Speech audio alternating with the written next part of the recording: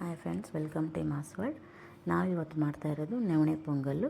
ಇದಕ್ಕೆ ನಾನು 3/4 ಕಪ್ಪು ಹೆಸರುಬೇಳೆ ಮತ್ತು 3/4 ಕಪ್ಪು ನವಣೆ ಅಕ್ಕಿಯನ್ನು ತಗೋತಾ ಇದ್ದೀನಿ.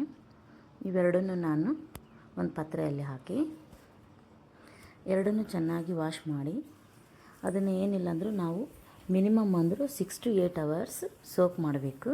ಅಂದರೆ ಅದರಲ್ಲಿರುವಂಥ ಒಂದು ಫೈಟಿಕ್ ಆಸಿಡ್ ಕಡಿಮೆ ಆಗಿ ನಮ್ಮ ಬಾಡಿಗೆ ನೀಟಾಗಿ ಅದು ಅಬ್ಸರ್ವ್ ಆಗುತ್ತೆ. ಎಲ್ಲ ನ್ಯೂಟ್ರಿಯೆಂಟ್ಸ್ ಎಲ್ಲ ಚೆನ್ನಾಗಿ ನಮಗೆ ಸಿಗುತ್ತೆ. ನೋಡಿ, ಇದಕ್ಕೆ ನಾನೀಗ ಒಂದು ಕುಕ್ಕರ್ ಇಟ್ಟು ಆ ಕುಕ್ಕರ್ಗೆ ಸ್ವಲ್ಪ ತುಪ್ಪ ಹಾಕ್ತಾಯಿದ್ದೀನಿ. ತುಪ್ಪ ಹಾಕಿ ಈಗ ಅದನ್ನು ತೊಳ್ಕೊಂಡಿದ್ದೀನಲ್ಲ, ಬೇಳೆ ಮತ್ತು ಮಿಲ್ಲೆಟನ್ನು ಹಾಕಿ ಚೆನ್ನಾಗಿ ಸ್ವಲ್ಪ ಹುರ್ಕೋತಾ ಇದ್ದೀನಿ. ಅದರದ್ದು ರಾಸ್ ಮೇಲೆಲ್ಲ ಹೋಗಲಿ ಅಷ್ಟು ಹುರ್ಕೊಂಡ್ರೆ ಸಾಕು. ಅದನ್ನು ಹುರ್ಕೊಂಡು ನಾನು ಅದಕ್ಕೇ ಸ್ವಲ್ಪ ನೀರು ಮತ್ತು ಹಾಲು ಎರಡನ್ನು ಹಾಕ್ತಾಯಿದ್ದೀನಿ. ನಾನು 2 ಕಪ್ಪು ತಗೊಂಡಿದ್ದೀನಪ್ಪ ಅಂದರೆ ಅದಕ್ಕೆ ನಾನೀಗ 2 ಕಪ್ನಷ್ಟು ನೀರು ತಗೋಬೇಕು. ನೀರು ಹಾಲು ಎರಡು ಸೇರಿ 2 ಕಪ್ ಇದ್ದರೆ 4 ಕಪ್ಪಿನಷ್ಟು ತಗೊಳ್ಳಿ.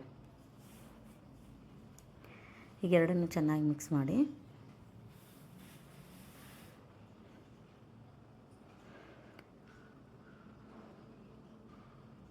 ಮಾಡಿ ಅದು ಕುದಿ ಬರೋವರೆಗೂ ಕಾಯೋಣ.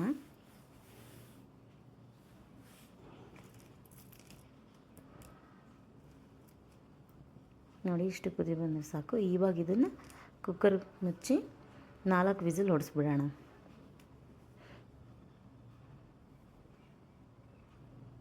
ನಾವೀಗ ಖಾರ ಪೊಂಗಲ್ ಮಾಡೋಣ. ಖಾರ ಪೊಂಗಲ್ಗೆ ಒಂದು ಕಡಾಯಿ ಇಟ್ಟು ಅದಕ್ಕೆ 1-2 ಟೀ ಸ್ಪೂನಷ್ಟು ತುಪ್ಪ ಹಾಕ್ತಾಯಿದ್ದೀನಿ. ತುಪ್ಪ ಹಾಕಿ ಅದಕ್ಕೆ ಈಗ ಸಾಸಿವೆ,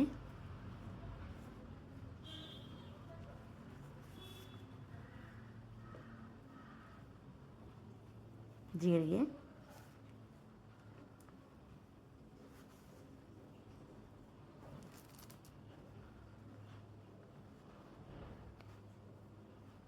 ಒಂದೆರಡು ಹಸಿಮೆಣಸಿನ್ಕಾಯಿ ತೊಗೊಂಡಿದ್ದೀನಿ, ಕಟ್ ಮಾಡಿದ್ದೀನಿ, ಅದನ್ನು ಹಾಕ್ತಾಯಿದ್ದೀನಿ. ಆಮೇಲೆ ಇದು ಶುಂಠಿ, ನಾನು ಇದನ್ನು ತುರ್ಕೊಂಡಿದ್ದೀನಿ ಸಣ್ಣದಾಗಿ, 1 ಇಂಚ್ ಅಷ್ಟಿದ್ರೆ ಸಾಕು.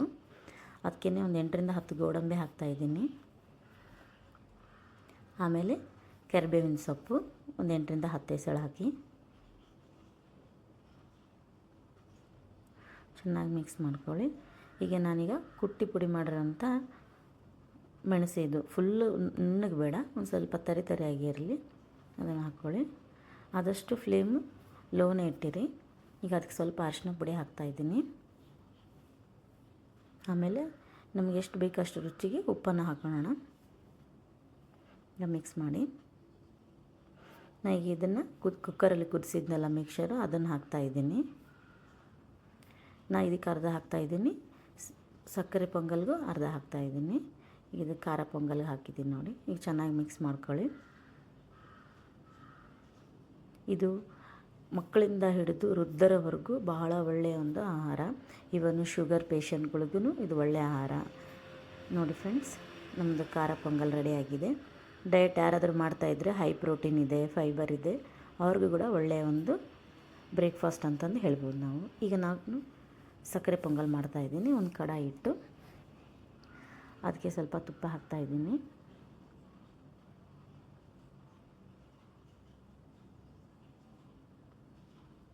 ಅದಕ್ಕೆ ಒಂದು 8ರಿಂದ 10 ಗೋಡಂಬಿ, ಆಮೇಲೆ ಸಣ್ಣದಾಗಿ ಕಟ್ ಮಾಡ್ಕೊಂಡಿರುವಂಥ ಒಣ ಕೊಬ್ಬರಿ ಇದನ್ನೆಲ್ಲ ಹಾಕಿ ಚೆನ್ನಾಗಿ ಗೋಲ್ಡನ್ ಬ್ರೌನ್ ಬರೋವರೆಗೂ, ಕಲರ್ ಬರೋವರೆಗೂ ಹುರ್ಕೊಳ್ಳೋಣ. ನೋಡಿ, ಇಷ್ಟು ಕಲರ್ ಬಂದರೆ ಸಾಕು. ಈಗ ಅದಕ್ಕೇ ಮತ್ತು ಅದನ್ನು ಮಿಕ್ಸರ್ ಹಾಕ್ತಾಯಿದ್ದೀನಿ.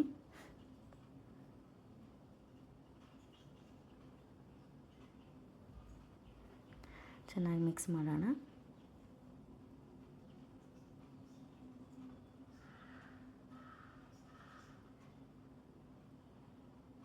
ಇದಕ್ಕೆ ನಾನೀಗ ಬೆಲ್ಲ ಹಾಕ್ತಾಯಿದ್ದೀನಿ. ಪುಡಿ ಪೌಡರ್ ಮಾಡ್ಕೊಂಡಿರೋ ಬೆಲ್ಲ ಇದು. ನಿಮ್ಗೆ ಎಷ್ಟು ಸಿಹಿ ತಿಂತೀರೋ ಅಷ್ಟು ಹಾಕ್ಕೊಳ್ಳಿ.